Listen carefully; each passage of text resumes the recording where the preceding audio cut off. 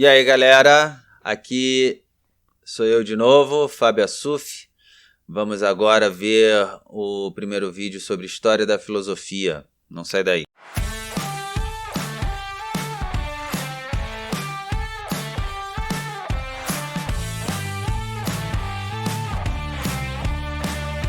Vamos começar com esse rapaz aqui, o Bergson, Cursos sobre a Filosofia Grega. Esse livro aqui é uma transcrição de cadernos de anotações do curso do Bergson sobre filosofia grega. E por que eu estou trazendo ele? Porque ele já começa aqui, na introdução, ele já começa falando qual é o método que iremos seguir. E eu acho esse método aqui muito bom, e pretendo copiá-lo aqui no canal, pretendo reproduzir esse método aqui. Então eu vou ler aqui duas páginas e meia, em que ele fala sobre esse método, ele faz a introdução desse método. Antes de abordar o estudo da filosofia grega, gostaríamos de indicar claramente o método que iremos seguir.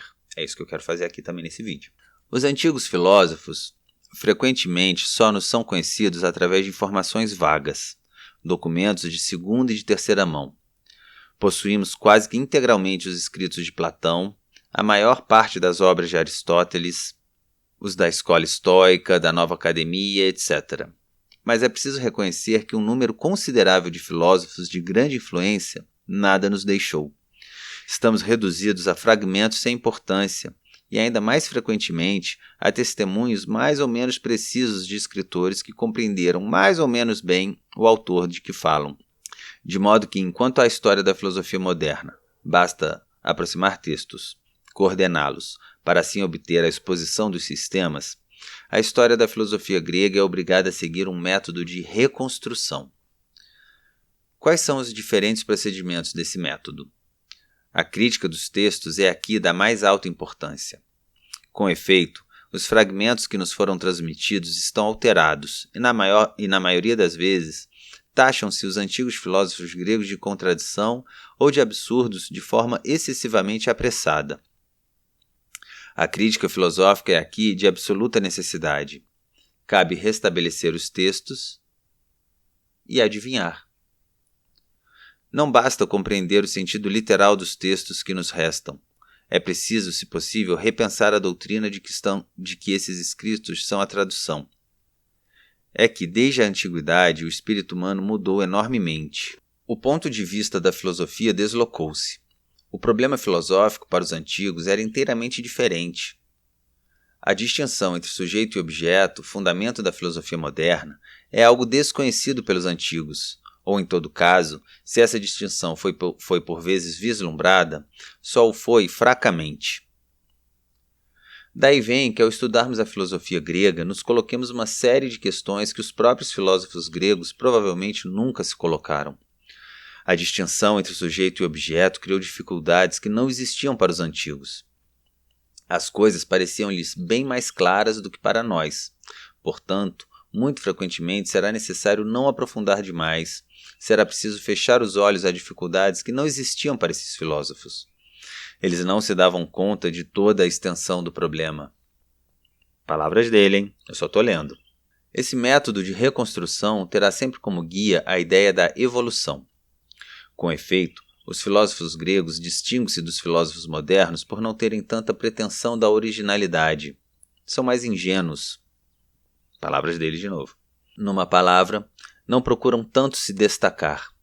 Daí vem que, quando um problema filosófico é colocado na antiguidade, a solução segue, por assim dizer, uma evolução natural.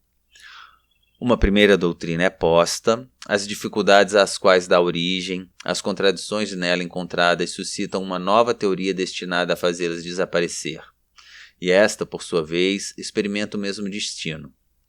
Em outros termos, assim que uma questão filosófica se coloca, a maior parte das soluções possíveis surge sucessivamente, e dá-se uma espécie de seleção entre elas, que faz com que a mais forte resista por um certo tempo. Se assim é, encontraremos na filosofia grega uma ordem e um encadeamento que não encontraremos na filosofia moderna, na qual cada pensador parece sentir a necessidade de inovar, de se distinguir dos antigos. Em outros termos, a personalidade apaga-se e as doutrinas seguem assim uma espécie de evolução natural. É o que mostraremos em detalhe. E é o que vamos ler aqui. Essa demonstração dele mais detalhada a gente vai acompanhando nos capítulos de cada filósofo, de cada doutrina, porque ele realmente faz um trabalho bem legal. O tempo todo será preciso levar em conta aquilo que faz com que a filosofia não tenha sido para os antigos filósofos gregos aquilo que é para nós, uma ciência à parte, que se basta a si mesma. Vinculava-se ao conjunto dos conhecimentos humanos e, a partir de um certo momento, vê-se mesmo intimamente misturada aos acontecimentos históricos.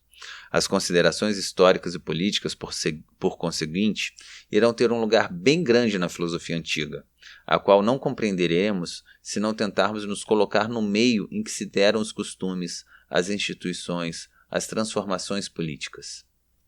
Então você veja, para a filosofia antiga, para os gregos que iniciaram esse exercício do pensamento, era inconcebível você ter, pelo que eu estou interpretando aqui dessas palavras, né? Era inconcebível você ter uma filosofia que se bastasse a si mesma, que não dialogasse com o seu tempo, que não dialogasse com a vida à sua volta. E isso é muito importante para a gente pensar a filosofia viva. Como que a gente vai fazer viver uma filosofia se a gente pensar que é um pensamento, é uma ciência, é uma forma de pensar que se basta a si mesma e independe da vida, que não está vinculada à natureza e às coisas que nos afetam, às coisas que estão nos mobilizando, não é mesmo? Então, é por isso que eu gosto aqui dessa introdução, para trazer esse exercício de como pensar a história da filosofia. No parágrafo seguinte, ele coloca assim: perguntemo-nos quais são as fontes da história da filosofia grega. E essa pergunta é muito válida, porque, como ele disse ali, é uma reconstrução e, pasmem, né? Cabe restabelecer os textos e adivinhar. Olha que ótimo! Adivinhar. Então é um trabalho de criatividade, é um trabalho de imaginação criativa o estudo da história da filosofia. Ele coloca 3 categorias de fontes que são pertinentes, mas ele traz de uma forma muito erudita, colocando muitos nomes e muitas pessoas aqui, que dá uma certa dá um certo exasperar, esse caramba, que fontes são essas, né? Então eu prefiro ler esse aqui, ó, Curso de Filosofia Grega, do J.V. Lucci, tradução de Mário da Gama Cury, Jorge Zahari, editora, no Rio de Janeiro, essa edição, de 1992, a publicação original, e 1994, a edição da língua portuguesa aqui. Ele coloca que são 3 as fontes. São os textos completos, e diz aqui: somente Platão e Aristóteles e Plotino podem ser lidos na íntegra. O pensamento de todos os outros filósofos importantes tem de ser reconstruídos a partir das fontes 2 e 3. E quais são essas fontes 2 e 3? A fonte 2 é o Fragmentos, são citações. A maior parte dos textos filosóficos gregos conservou-se somente em fragmentos, termo coletivo para citações preservadas em escritores posteriores. Os fragmentos representam apenas uma porção muito pequena das obras originais, mas ganham em significação porque se destinam a ilustrar os aspectos mais importantes ou novos do pensamento de seus autores. Aí tem os fragmentos pré-socráticos, os fragmentos dos estoicos e epicuristas, e fragmentos e elucidações em latim. Então a gente pode perceber que são trechos das obras, né, que foram preservados. E tem a terceira fonte, que é a tradição doxográfica, que seria o quê? Se existiram os trechos, esses trechos eles são comentados, né? Doxográficos, doxa é opinião em grego. Então a tradição doxográfica é aquela tradição que comenta, que traz a opinião dos antigos filósofos sobre esses trechos, sobre esses fragmentos que foram preservados, né? Um doxógrafo é um colecionador e um comentador de opiniões alheias. Assim, a tradição doxográfica abrange o que restou da antiga tentativa grega para reconstituir a história de sua própria filosofia. A tradição origina-se basicamente nas obras de Aristóteles e de sua escola.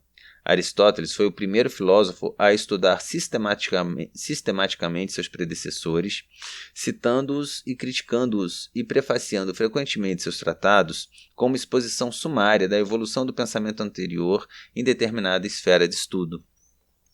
Então você veja, a partir dessas 3 fontes que a gente pode reconstruir e, como disse o Bergson, adivinhar o que era o espírito daquela doutrina, o que era o espírito daquele pensamento, o que aquele pensamento trazia. E no próximo vídeo a gente vai dar uma lida no fragmentos da história da filosofia do Schopenhauer, que ele traz uma advertência muito importante para a gente que está começando a estudar a história da filosofia.